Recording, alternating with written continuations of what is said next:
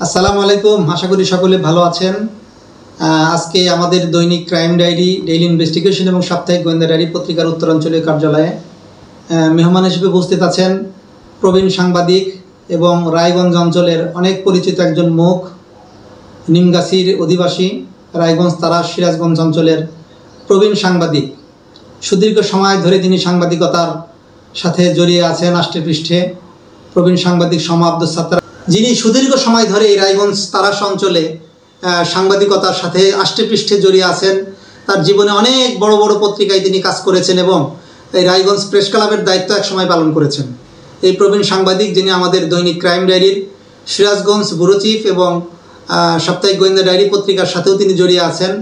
আমাদের প্রবীণ সাংবাদিক আজ আমাদের অফিসে উপস্থিত আছেন। তার বয়স প্রায় ৮০ ছুঁই বা ৮০ চেয়ে অধিক হবে, জেনে নিব আমরা তার থেকে। তো কখন আল্লাহ তাআলা আসলে হায়াতে জিন্দিগি বলা যায় না, কখন কাকে আমরা পাই না পাই, তাই আজকে পেয়ে দুটো স্মৃতিচারণ করার জন্য আমরা একত্রিত হয়েছি। দীর্ঘ সময় ধরে তিনি সাংবাদিকতার সাথে আষ্টেপৃষ্ঠে জড়িয়ে আছেন। এই রায়গঞ্জ তারাস অঞ্চলের মানুষ তাকে সাংবাদিক সাত্তার নামেই চিনে, সমা আব্দুস সাত্তার। তার বাড়ি তারাসের নিমগাছি, এটা রায়গঞ্জের মধ্যে তো না? হ্যাঁ, রায়গঞ্জ থানার নিমগাছি অঞ্চলে তার বাড়ি এবং তিনি প্রবীণ সাংবাদিক, ভালো লেখক, ভালো সংগঠক এবং সিরাজগঞ্জ জেলার মধ্যে অনেক প্রবীণ সাংবাদিকদের মধ্যে তিনি একজন। এই বয়সে আসলে সাংবাদিকতা জড়িয়ে আছেন এরকম লোকের সংখ্যা খুবই কম, মানে তার বয়স অনুপাতে আর কি। তার বয়স প্রায় ৭৯ বছর। তো তার সঙ্গে আমরা কিছু কথোপকথন করব। জনাব আব্দুস সাত্তার আঙ্কেল, আপনার বয়স কত হবে? আমার বয়স হলো ৭৯ বছর। আচ্ছা, আপনার সাংবাদিকতা কতদিন হলো শুরু করেছেন? সাংবাদিকতা প্রায় ৫২ বছর। একটু সাংবাদিকতার ইতিহাস আমরা শুনতে চাই। এখন বয়সের ভারে নুয়ে পড়েছেন, তারপরেও যে এই পত্রিকা অফিস পর্যন্ত আপনি আসতে পেরেছেন, এটা একটা বিশাল পাওনা প্রাপ্তি আমাদের জন্য। রমজান মাসে রোজা রেখে কষ্ট করে এই ভালোবাসার টানে আপনি এসেছেন। এই ভালোবাসাটা কয়দিন থাকবে আমরা জানি না, তবে এই যে কথোপকথনটা হচ্ছে, এই স্মৃতিটা হয়তো বা রয়ে যাবে। আমরা আপনার থেকে জানতে চাই আপনার সাংবাদিকতা জীবনের সেই সংক্ষিপ্ত ইতিহাস।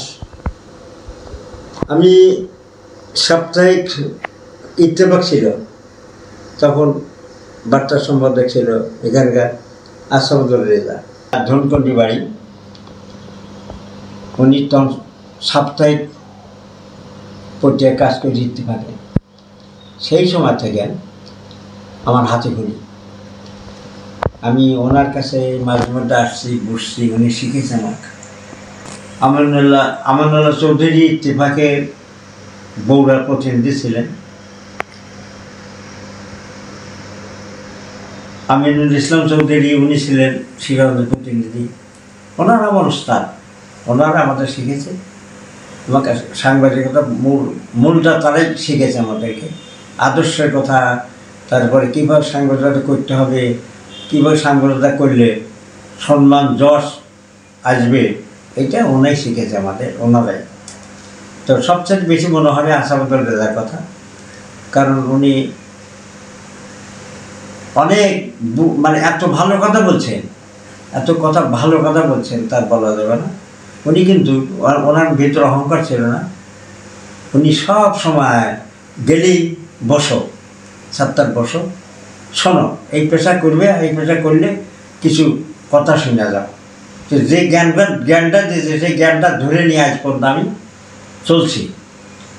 আল্লাহ দিলে সাংবাদিকতা পেশায় অনেক ট্রেনিং করছি। সর্বশেষে বাংলার বাড়িতে ছিলাম, তো বাংলাদেশ যখন স্বাধীনতার বাংলার বাড়িতে কাজ। মানে আপনার স্বাধীনতার আগে থেকেই সাংবাদিকতার সাথে জড়িত ছিলেন? স্বাধীনতার পাকিস্তান পিরিয়ডে কত সাল থেকে? 60-এর দশক। প্রথম কোন পত্রিকাতে কাজ করেছেন? আমি কাজ করেছি হলো একটা সাপ্তাহিক পত্রিকা, পাবনা বার্তা। আচ্ছা, ওখান থেকে শুরু করছি। তারপরে ইত্তেফাকে কিছু লিখছি, লেখালেখি করছি। তারপরে বাংলার বাণীতে লিখছি। বাংলা বাণী যখন বন্ধ হয়ে গেছে, এরপরে আমি দৈনিক প্রতিদিনের সংবাদে কাজ, এখনও সেই পত্রিকায় আমি কাজ করতেছি। আর ক্রাইম ডায়েরি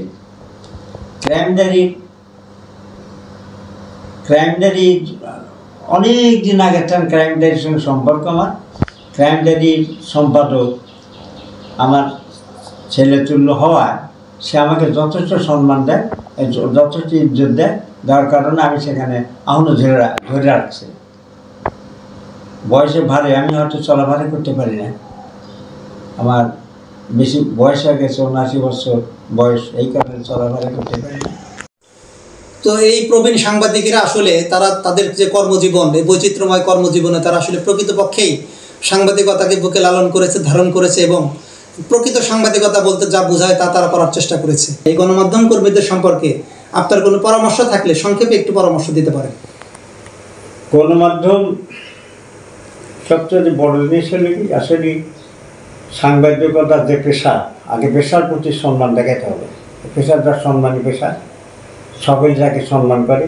সাংবাদিক আদর্শ যদি না থাকে তাহলে মানুষও আমাদেরকে সম্মান করবে না, ইজ্জত দেবে না, দিতেও না, এখন দিচ্ছ না। সাংবাদিকতা ধরলে মানুষ অনেক সময় সাংঘাতিক বেড়ে ডাকে আমাদের, কারণ আমাদের আচার ব্যবহারটাই মানুষ কিন্তু আমাদের একজন সাংবাদিক যদি এই কথা বলে তাহলে সেই জিনিসটা আমাকে নিজেদের কারণে এই কথাটা আমাদের শুনতে হয়েছে। যেহেতু আপনি মফস্বল সাংবাদিকতাই করতেন, এই মফস্বল সাংবাদিকদের উদ্দেশ্যে, মফস্বলে যারা গণমাধ্যমে কাজ করে তাদের উদ্দেশ্যে কিছু পরামর্শ আপনি দিবেন কিনা? সংবাদপত্রে মফস্বল থেকে সংবাদপত্রের কাজ শুরু হয়। তার সংবাদপত্র এখান থেকে একদম তৃণমূলে কিছু ঘটনা ঘটে, এই ঘটনাগুলো সাংবাদিকরা উঠায় নিয়ে এটা প্রচার করিয়া এটা সারা দেশ বা বিশ্বকে জানা দেয়। জানা দিলে এখানে কী হয়, যে সমস্যাটা আছে সমস্যাটা দূর হয়। এই কাজটা মফস্বল সাংবাদিকরা করে। আর এইটা যদি আমরা না করি, আমরা দেখি যে এখন সাংবাদিকেরা ওই মফস্বল সংবাদপত্রে লেখালেখি কম করে, লেখালেখি না করে এরা হয়তো সাংবাদিকতার নামে কিছু সুবিধা আদায়ের চেষ্টা করে, সুবিধা আদায়ের চেষ্টা করে। আমি আমার জীবনে সৎপথে জীবনযাপন এখনও করতেছি।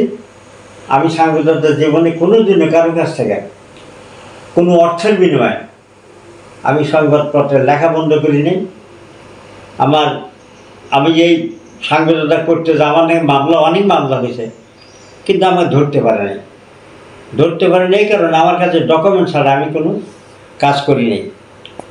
সেই সময় থেকে অনেক মামলা হয়েছে, মামলা ওই থানা পর্যন্ত গেছে বা কোর্ট পর্যন্ত গেছে, তারপর ওখান থেকে আমাকে আর কিছু হয় না, ফিরে আসছি। এর জন্য বলি আমরা মফস্বল সাংবাদিক যারা করে, সাংবাদিকরা মূল আদর্শে আসতে হবে।